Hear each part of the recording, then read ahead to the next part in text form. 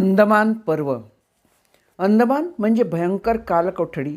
यात कित्येक देशभक्तांनी आपल्या आयुष्यातील बराच काळ अक्षरशः दिवस तास मोजत काढला.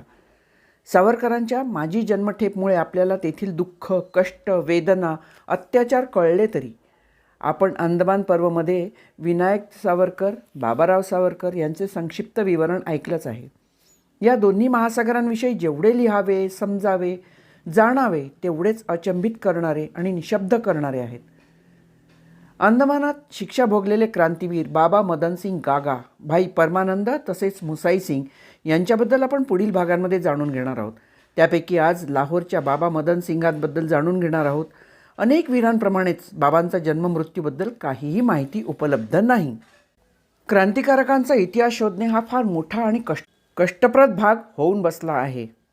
असे कितीतरी क्रांतीवीर इतिहासाला मुकले आहेत, त्यांचा इतिहासात साधा उल्लेखही नाही.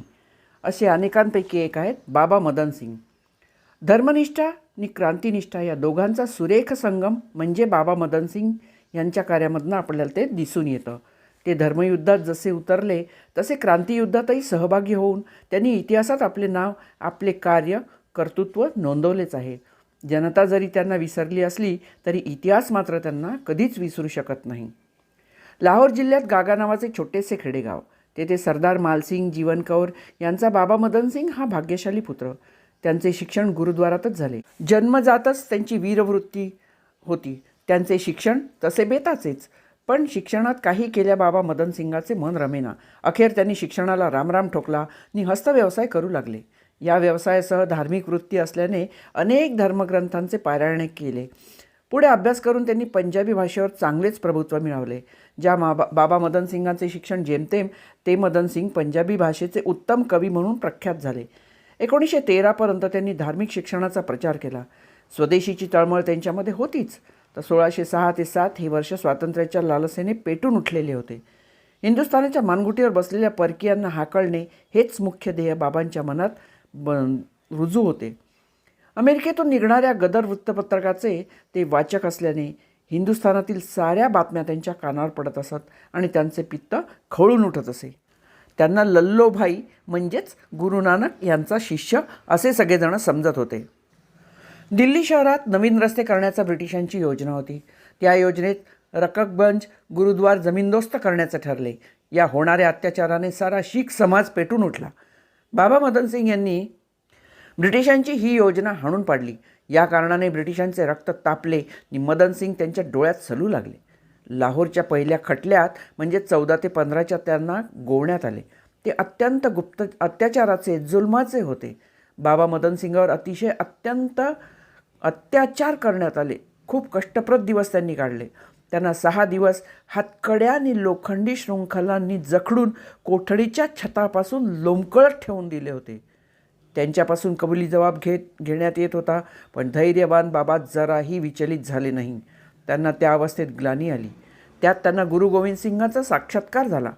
त्यांनी बाबांना आशीर्वाद दिला. हिंदुस्थान स्वतंत्र झाल्याशिवाय बाबांचा पार्थिव देह नष्ट होणार नाही. खटला भरला. त्यात शिक्षा सुनावण्यात आली. 13 सप्टेंबर 20 वर्ष सक्त मजुरीची शिक्षा. सारी संपत्ती जप्त करण्यात आली. सुलतानपूर कारागृहात त्यांना प्रथम ठेवण्यात आले.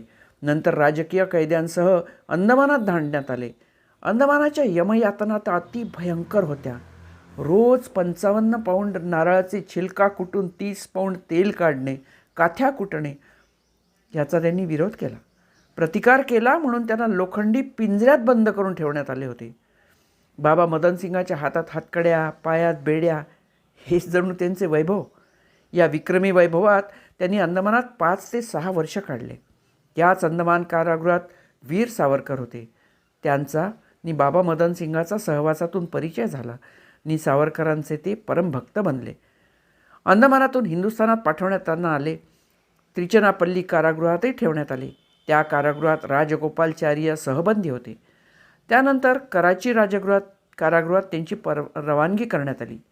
4.5-5 वर्ष तिथे शिक्षा भोगत असतानाच सरदार दयालसिंग खालसी यांनी बाबा मदनसिंगाच्या मुलाची भेट घालून दिली. जवळजवळ 19-20 वर्ष मुलाचे दर्शन झाले नव्हते. सिंध, हैदराबादमध्ये असे बरेच कुठे कुठे काही वर्ष काढल्यानंतर त्यांच्या शिक्षेचा कालावधी संपला. परंतु त्यांना बिनशर्त सोडण्यात पंजाब सरकार तयार नव्हतेच. परत पंजाब कारागृहात 2.5 वर्ष डांबून ठेवण्यात आले. अखेर 1 ऑगस्ट 1934ला त्यांची सुटका झाली. 4-5 कारागृहात राहून तेथील वातावरणामुळे बाबा मदनसिंगाची प्रकृती अतिशय क्षीण झाली होती. दीर्घ विश्रांतीची सूचना अनेकांनी केली, पण हा धैर्यवान वीर विश्रांती घेईल तर तो बाबा मदनसिंग कसला? लाहोर कॅन्टॉन्मेंटमध्ये पंजाबी लोकांच्या भावना दुखावून कत्तलखाने उघडण्याचे ठरवण्यात आले होते. ते त्यांच्या लक्षात येताच खरक सिंगासह त्यांनी कत्तलखान्याविरुद्ध आवाज उठवला, चळवळ सुरू केली. अखेर कत्तलखाने बंद करण्यात आले. ते धर्मनिष्ठ असल्याने हैदराबादमध्ये हिंदूंवर व त्यांच्या हिंदू धर्मावर होणाऱ्या अत्याचारांमुळे त्यांचा रौद्र अवतार पुन्हा उफाळून आला. त्यांचे राजकीय गुरु वीर सावरकर यांनी धर्मयुद्धाचे निशाण फडकवले. प्रकृती साथ देत नसतानाही राजकीय गुरु सावरकरांच्या नेतृत्वाखाली भागानगर धर्मयुद्धात त्यांनी उडी घेतली. शरीराने वृद्ध झालेले मदनसिंग एखाद्या तरुणाला लाजवेल अशा निधड्या छातीने त्यांनी आयुष्यभर लढा देत राहिले. सावरकरांच्या मागोमाग सावलीप्रमाणे वावरणाऱ्या बाबा मदनसिंगाचा आत्मा वीरवृत्तीचे धडे जगाला देत राहिला आणि अखेरीस लोप पावला. त्यांच्या या कार्यास आमचे विनम्र अभिवादन.